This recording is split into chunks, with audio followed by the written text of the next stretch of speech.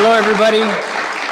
Thanks for joining us for Live from Studio Q. I'm Brian Hanna. We're streaming live on Facebook, so if you're listening on WQLN Radio right now and you'd like to go to the WQLN Facebook page, you'll be able to see a live stream of our Live from Studio Q performance featuring our special guest, Erie Philharmonic guest soloist, Yulianna Avdeeva. Now, I'll just give you one little snippet of her history. In 2010, Yulianna won the prestigious Chopin piano competition. What makes that really exciting is since 1927 or so, only 4 women have ever won that award. The previous woman to win the award was way back in 1965, and that was Marta Argerich. So she's in some pretty good company, and they're in some pretty good company. Ladies and gentlemen, Yulianna Avdeeva.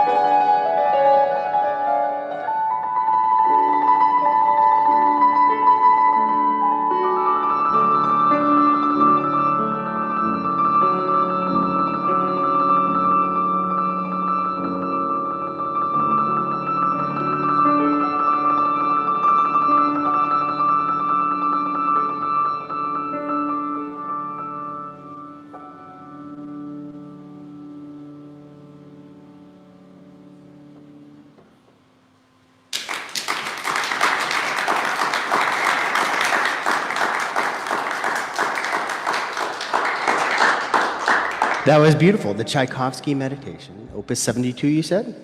It's a beautiful piece. Here, let me move a microphone in for you a little bit. Just like Elton John, right? Exactly. That's how I feel right now. Hello, everybody. A little like Elton John. Yep. So you started taking piano lessons at the age of 5. Exactly. And just a couple years back, you won one of the most prestigious piano competitions ever, the Chopin competition. I saw a picture. The president of Poland was there. Did he give out the award? It's a pretty big deal. So when you prepare for a competition like the Chopin competition, is it an insane amount of pressure, or were you just so ready at that point that it was easy for you? I think what helped me indeed a lot was my idea was, or my feeling was, not to think about taking part in at a competition, you know. So I was actually preparing like for a celebration of music, and of course 2010 was a special year. It was 200 years anniversary of Chopin's birthday, so it was a incredibly big party in Poland, because they really adore Chopin, and it has a certain very special meaning for them. So everywhere on the streets in Warsaw, everywhere you could really feel the spirit. They had so many speakers also outside on the streets that you could hear to his music. So the feeling was that he would be, you know, he would be around somehow, so that you could meet him at the city. And that was for me extremely helpful, because it gave certain inspiration as well, you know, to be a part of this kind of celebration. That was very helpful, because then I didn't feel, you know, so stressed. So it was actually a great joy to go to enter the stage of the Warsaw Philharmonic Hall and just to celebrate Chopin's music, or to share it with other people who also adore his music. So that was very special. Well, the competition, I was going through the list of winners, and it always lists first, second, third place, you know, and some really, one of my favorite piano soloists and conductors, Vladimir Ashkenazy, he didn't win, he came in second. Maurizio Pollini, he, of course, was very successful. What makes your win so triumphant is you're the 4th woman to win the Chopin competition. It kind of was an all-boys club for many years. So did that hold something special for you? Not only did you win, but putting you right up there with the likes of Marta Argerich. Oh, I mean, of course, I'm very happy and proud that I have won this very special award. But for me, honestly, I have to say, musicians generally, once they are on stage, they have no gender and no nationality. So for me, that is not. If I come to the concert and enjoy the performance of a musician, I never think in terms of, you see, where he or she comes from and whatsoever. But of course, this feeling, I still have to say that sometimes I still don't really believe that really happened. You know what I mean? That something, maybe it was a dream or something. So it's still not, because it was such a great thing for me, and of course I'm very grateful and happy that it worked. And how soon after winning that did your career change? Well, generally the attention also to the competition public attention was so huge also, because that was one of the first competitions which you could follow completely online. Right. And that makes, of course, a big difference, because many people all over the world, in Asia, in South America, in North America, everywhere, they were following it. And somehow it was a completely new feeling also for the people. That's why it was actually immediately, that was indeed overnight a completely new life in a way, and because many people knew who I am, and that was really something what you have to learn how to deal with, I have to say. Was it expected? For me to win. Did you know that you had a pretty good shot at it, and that your life could change the very next day? I never thought. My goal was not. Of course, if you attend this kind of competition, you have to be, in my opinion, you have to believe that you can win it. Otherwise, it doesn't make any sense. But of course, I did. It was not my idea fix. You know what I mean? That I was really like, I have to win it or something. No, I was very relaxed, and I was actually not really thinking so far. I was happy as I passed the first round. I was very happy as I passed the second and the third. So that was actually the steps which I was going, but never really really being fixed on, oh, I need to win. Well, the best part about winning that competition is it brought you to Erie, so now we've got you here. And you know, most touring musicians will set up 4, 5, 6 concerts in a row. That way they're coming from Europe and they'll play a whole bunch of cities. You flew in from Munich and now you're flying back when you're finished. So it's a one shot for Erie. So we're very lucky to have you here this time. So. And if the snow is bad enough, we get to keep her a little longer. So let's just. Why don't we play another piece of music? When we're done, we'll talk to Steve Weiser from the Erie Philharmonic. Again, if you're watching at home or listening on WQLN Radio, we're talking to Erie Philharmonic guest soloist Yulianna Avdeeva. Did you want to do the Bach next? Maybe if we were talking about Chopin, I would. Chopin? Yes, okay, we'll do some Chopin next. Yes. You want to tell us what the piece is? I would play the Mazurka, Opus 59, number 3 in F sharp minor. Yulianna Avdeeva with the music of Chopin.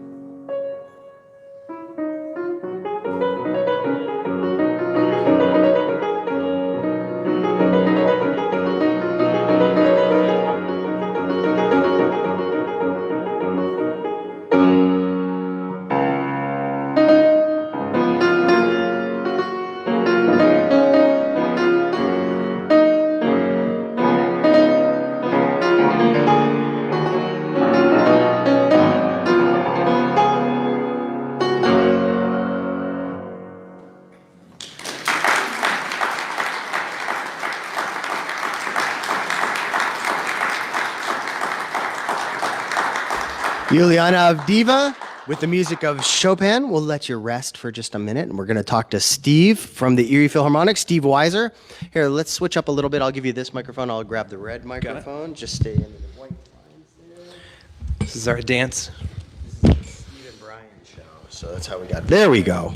So thanks, Steve. Hey, this is a beautiful concert. Definitely. Great guest soloist. How did we end up with Yulianna here in Erie? I think a lot of it was having a music director like Daniel Meyer with the connections that we know that he has. He knew Yulianna from some personal connections and from working in Pittsburgh. So we're pretty lucky to have her here. Absolutely. And again, you had to bring her all the way in from Munich. That's a little bit of a drive. Definitely a little bit of a drive, a big boat trip, exactly. And then the first thing we did is I think her flight landed late Wednesday night. And then by Thursday morning at 9:30, we were doing an outreach visit for about 900 kids at Collegiate Academy.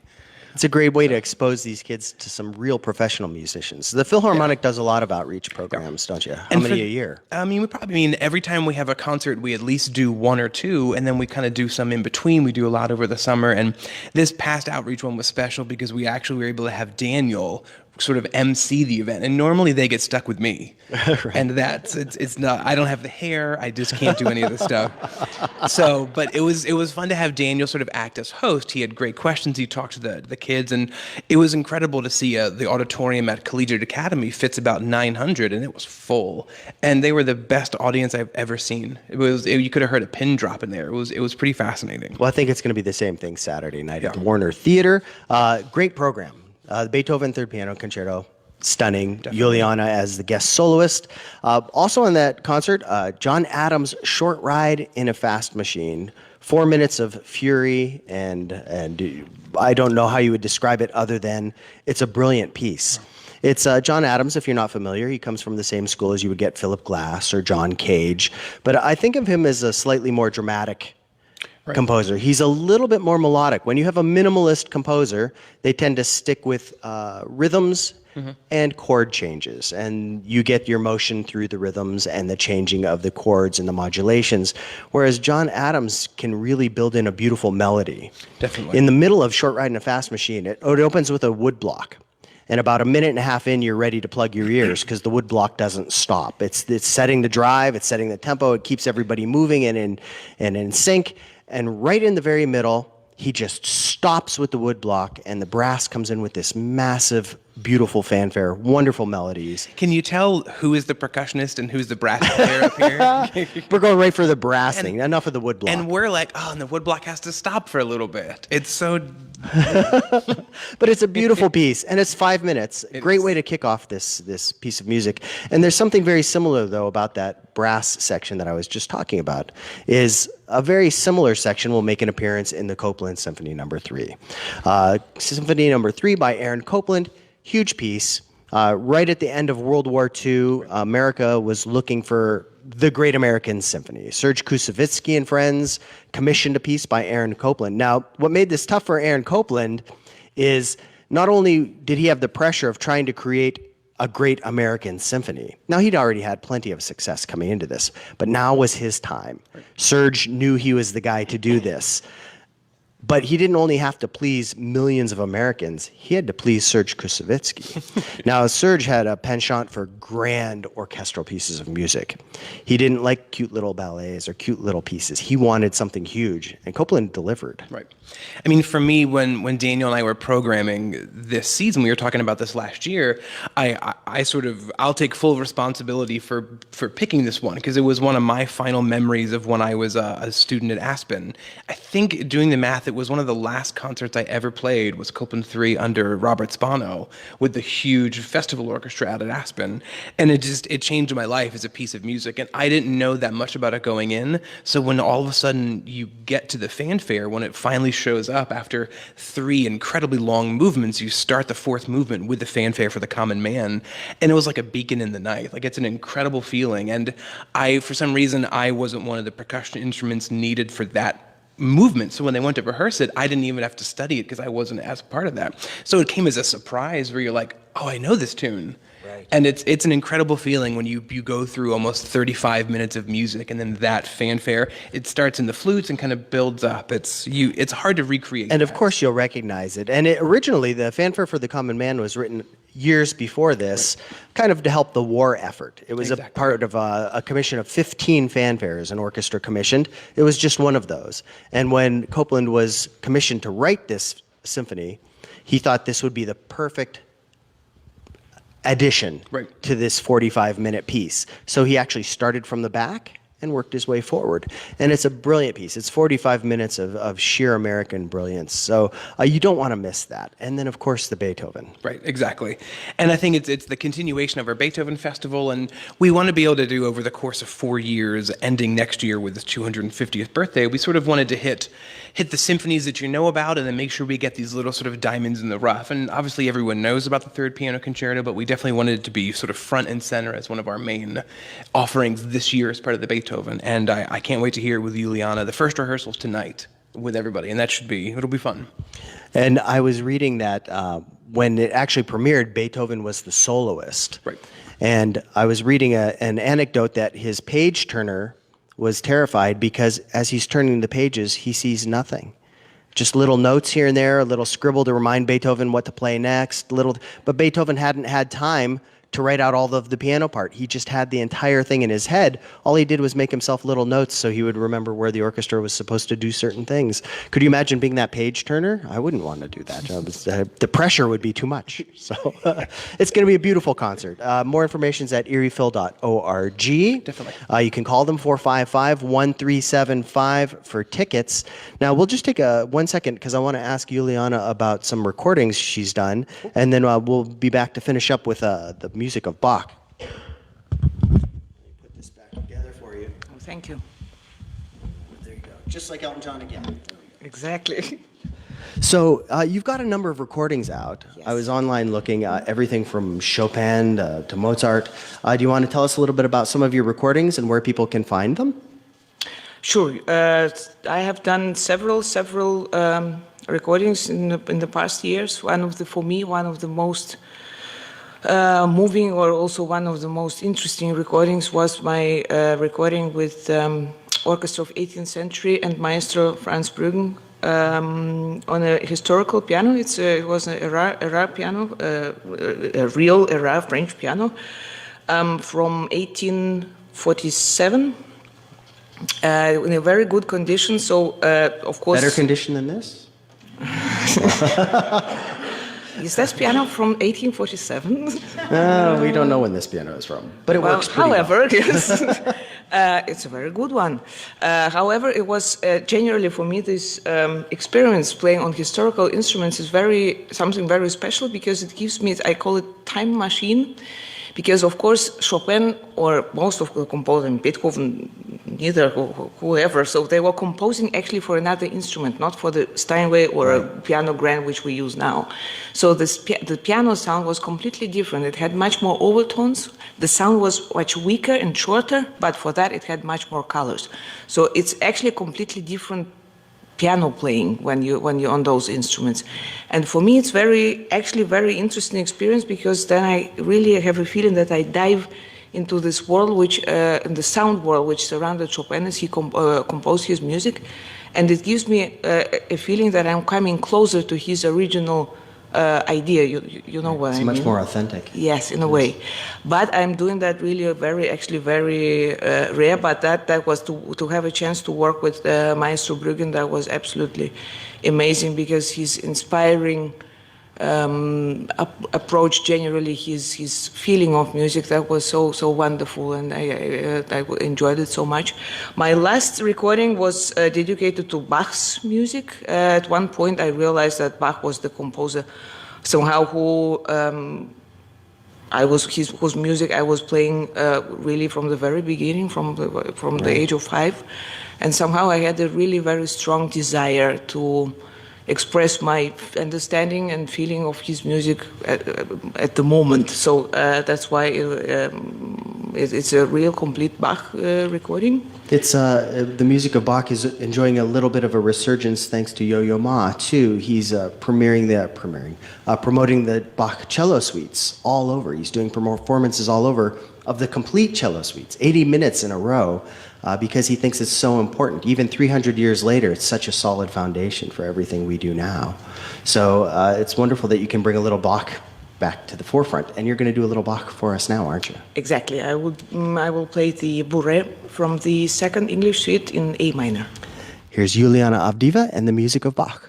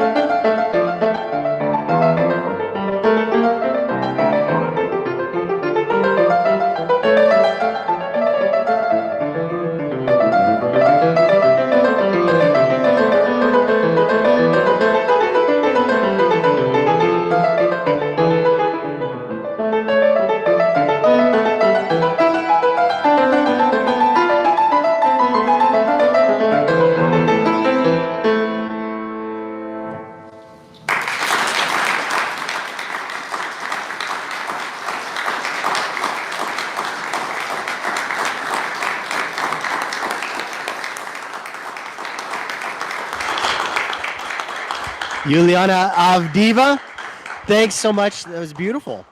Thank you so much. We're going to talk to Steve about a couple of things for just another minute. But again, we are so lucky to have you up here. This is a one of. Nobody in the United States gets to take advantage of this opportunity except for the Erie Philharmonic and all of you this weekend. So thank you so much for flying all the way from Munich just for this. This is wonderful. We're glad to have you, and we hope you come back soon.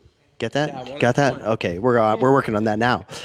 So we're going to take just another second to talk to Steve Weiser before we wrap up. There's a lot of beautiful music still coming up this year with your Erie Philharmonic. There's a really fun show coming up. Only one opportunity left to see it. The Wizard of Oz. There's only an afternoon matinee left because the evening show is sold out already. Exactly. So it's the 2 years in a row, or I guess 3 years in a row, that the Saturday night performance of our movie show has sold out about a month ahead of time. So, but we still have plenty of tickets left. I'd say we probably have 550, 600 tickets left for Sunday. So that show is going quickly. So if you're waiting, don't. Please get your tickets now. And this is a giant screen, like you said, the size of a barn. Yeah, the entire Philharmonic, and all they do is they take the music out of the movie. They leave the dialogue and everything else intact. All the dog barks from Toto, everything is still there. Everything. Flying monkeys everywhere. It's going to be wonderful. You don't want to miss it. More information's at eriephil.org. When is that coming up? So it's February 9th and 10th, and we still have tickets available for the 10th. And again, if you see the little screen that we have above the stage, we're not playing the film on that. We are playing the film on a screen. Pretty much it hangs over the orchestra, and it's as big as a movie theater screen. It's pretty awesome. So what else has the Phil got going on? So after that, we have another one that I'm really excited for, Symphony Fantastique, with Simone Porter, a violin soloist, doing a couple pieces, Michael Torkey Javelin, a piece that he wrote for the Atlanta Olympics.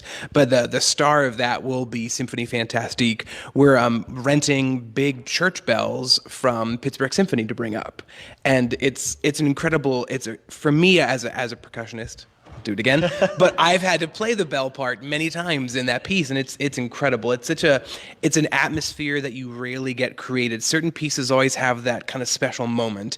In the Copland, it's the beginning of that fourth movement. You have things sort of at the end of Scheherazade from a couple years ago where it's sort of dying away and gets really, really quiet. The moment that's created with the Dies Irae in Symphony Fantastique and those creepy church bells, you can't emulate what that feels like. It's very cool. It's such an exciting season. You and Daniel have done a great job of programming some really wonderful music this year, finding some great soloists.